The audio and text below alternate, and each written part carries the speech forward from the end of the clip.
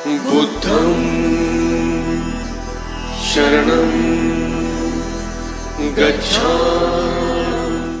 या नहीं बने रहेंगे, मैं उसमें जो सुरक्षित हूँ या नहीं हूँ, मेरी जॉब में मुझे कोई नुकसान तो नहीं होगा। इस तरह के हजारों सवाल उनके मन में उठते हैं कि मैं बौद्ध धर्म लूँ या ना लूँ। इसके पहले वो लेने के बारे में तो कम सोचेंगे और ना लेने के बारे में 1000 बार सोचेंगे। तो अगर ऐसे ही सोचते रहेंगे तो बौद्धिस्ट कभी भी नहीं होंगे। तो ऐसा सोचना उनका जो बिल्कुल व्यर्थ है। जब तक हम बौद्धिस्ट नहीं होंगे, हमारी कोई आवाज़ भी नहीं सुनेगा, हमको कोई जानेगा नहीं।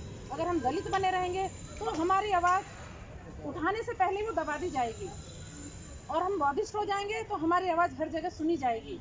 एटलीस्ट कम से कम जो बौद्धिस्ट हैं, जो हमारे बौद्ध भिक्खु जो जगह जगह पर हैं, जो हमारे बौद्धिस्ट रह गए थे, तो उन लोगों के द्वारा भी हमारे कहीं भी आज समाज में देखिए, जो लोग बौद्धिस्ट हैं उनके ऊपर अत्याचार नहीं होते हैं। कहीं भी आप ये नहीं सुन सकते हैं कि जो बौद्धिस्ट हैं उनके परिवार की बहन बेटी के साथ कोई भी बलात्कार हुआ है, या उनके साथ कोई एक्सीडेंट के द्वारा मार दिया गया है, या वो असमय यहाँ से चला गया है। जो बौद्ध धर्म को अपना लेते हैं उनकी अकाल मृत्यु भी आपने नहीं सुनी होगी। लेकिन हाँ, जब एक समय था जब 250 वर्ष पहले जो हुआ था, जिसमें हमारे बौद्धिस्टों को जो मतलब ख़त्म कर दिया गया था, इतने शीश उनके काटे गए थे, जिसके नाम से सरयू नदी जो कही जाती है वो सिर से भर गई थी। तो वो समय और था, और आज के समय में भी जब हमारे ये बौद्ध धर्म जब समाप्त नहीं हुआ तो अब कैसे हो सकता है। हमारे बाबा साहब ने जब से संविधान लिखा और उसके बाद में जो ये धर्म हमको दिया गया, उस धर्म में सबसे पहले हमारी महिलाओं को आगे आना चाहिए था। जैसे कि जब बाबा साहब के समय में भी 1956 में भी महिलाएं सबसे ज़्यादा आगे आई थी, लेकिन आज की जो व्यवस्था है उसमें महिलाएं बहुत ही पीछे हैं। गिनी चुनी थोड़ी सी निकलती हैं, जबकि हम लोग जान रहे हैं, हम भी घर से बाहर निकलते हैं, हमें डबल मार सहनी पड़ती है। घर की सारी व्यवस्था भी हमें करके आनी पड़ती है। अगर हमें कहीं 2 घंटे देने हैं तो 4 घंटे पहले हमें घर में एक्स्ट्रा काम करना पड़ता है, तब हम यहाँ तक पहुँचते हैं। अभी भी हमें जब पता है कि आज हमें यहाँ आना है तो हमने खाना भी बना के रख दिया पहले ही, घर के सारे काम उसी समय से निपटाने होते हैं। तो हमारी महिलाओं को पता नहीं क्यों क्या परेशानी है, जो वो थोड़ा सा भी वक्त निकाल के यहाँ नहीं आ सकती। महिला कभी कमज़ोर नहीं है। जो एक बच्चे को जन्म दे सकती है वो महिला कभी कमज़ोर नहीं हो सकती। इस चीज़ को क्यों नहीं समझ रहा है हमारा समाज? उसे समझना चाहिए, सारी महिलाओं को ही समझना चाहिए। जब हमारे घर में 2 मेहमान एक्स्ट्रा आ जाते हैं, हम 10 मेहमानों का खाना बना सकते हैं, तो क्या हम अपने लिए समय निकाल कर नहीं आ सकते थोड़ा सा काम एक्स्ट्रा करके? तो हमारी महिलाओं को कहीं ना कहीं या तो घर में रोका जा रहा है, या वो अपने आप नहीं आना चाहती। इन सब चीज़ों पे हमें विचार करना चाहिए। अपनी अपनी महिलाओं को, बहन बेटियों को बाहर लाने की जो ज़रूरत है। अगर हम छुप छुप के बैठे रहेंगे तो उनके साथ बलात्कार भी होगा, वो डरी भी रहेंगी, सब चीज़ें होंगी। लेकिन अगर वो स्वतंत्र विचार के साथ रहेगी तो उसको कोई बलात्कार नहीं कर सकता, उसके साथ कोई भी दुर्घटना नहीं हो सकती, क्योंकि वो अपनी रक्षा स्वयं कर लेगी। तो हमारी महिलाओं को कहीं ना कहीं ताकतवर होने की जरूरत है, और वो ताकत जब आएगी जब एक माँ अपनी बेटी को कहेगी कि बेटी तू बेटी नहीं है, बेटा बन के रहे, तो उसको हमेशा न्याय मिलेगा। और अपने घर में अगर दबा दिया जाएगा कि तू बेटी है, तुझे पराए घर जाना है, तो तू अपने जो आवाज़ मत उठा, तुझे उनके दबाव में रहना है, उनकी सुनना है। अगर माँ जब ये कहेगी कि तू अपने अधिकारों के लिए लड़ना, इस घर में भी लड़, उस घर में भी लड़, मैं तुझे पराई नहीं कर रही हूँ, तू यहीं रहेगी, ये घर तेरा भी है, लेकिन कुछ जिम्मेदारियाँ दूसरे घर में भी जाके निभाओ। अगर बेटी को ऐसी शिक्षा दी जाएगी तो वो दोनों जगह विजय पाएगी, और उसको बराबर का अधिकार मिलना चाहिए।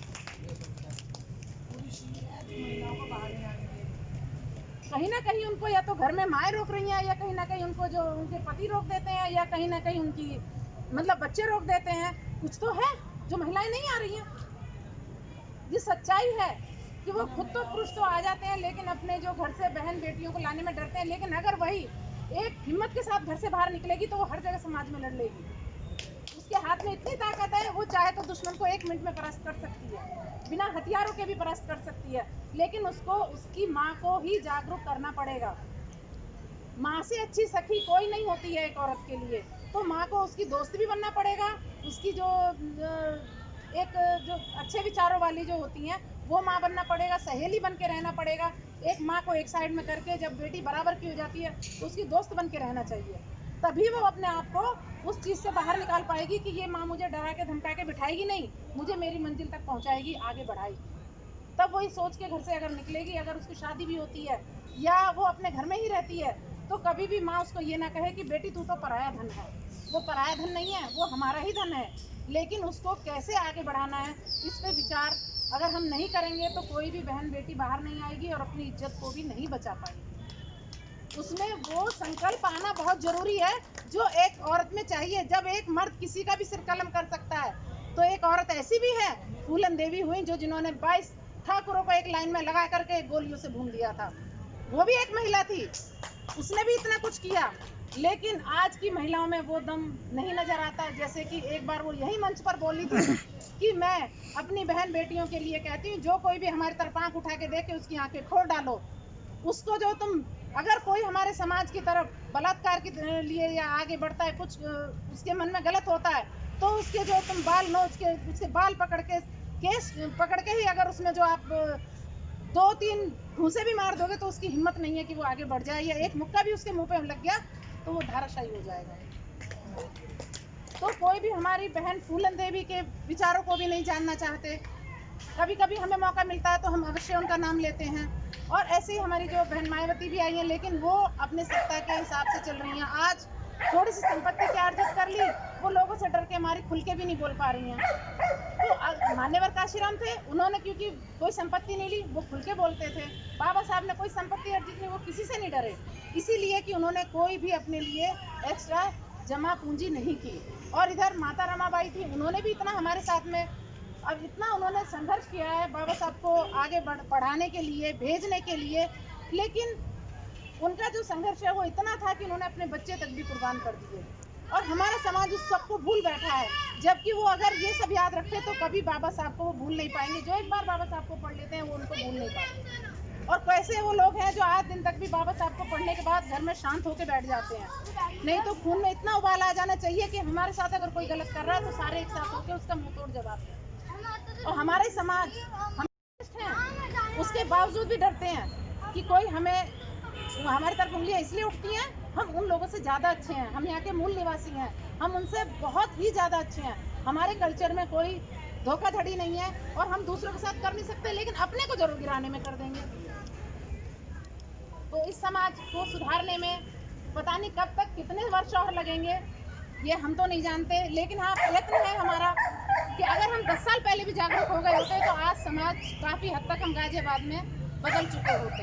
लेकिन खैर, जितना भी अब जीवन बचा है वो बाबा साहब की चरणों में इसी तरह से काम करते हुए बीतेगा, ऐसे मैं अपने विचार रखती हूँ। बुद्धं अंबेडकर नेशन चैनल आर्थिक समस्या से गुजर रहा है। अगर आप बहुजन समाज में बाबा साहेब अंबेडकर और तथागत बुद्ध की विचारधारा को अधिक से अधिक लोगों तक पहुंचाना चाहते हैं तो हमें आर्थिक सहयोग प्रदान करें, ताकि हम अपने चैनल के माध्यम से देश विदेश में समता, बंधुता, एकता और संवैधानिक अधिकारों को ज्यादा से ज्यादा लोगों तक पहुंचा सकें। अंबेडकर नेशन चैनल जो YouTube पर भी प्रसारित होता है, प्रस्तुतकर्ता गौतम रत्नम। आप अपनी सहायता राशि नीचे लिखे खाते में जमा करा सकते हैं। खाता धारक गौतम रत्नम, खाता संख्या 316957686551, IFSC कोड SBIN 0060336, बैंक भारतीय स्टेट बैंक। आप हमारे बैंक खाते का विवरण स्क्रीन पर भी देख सकते हैं।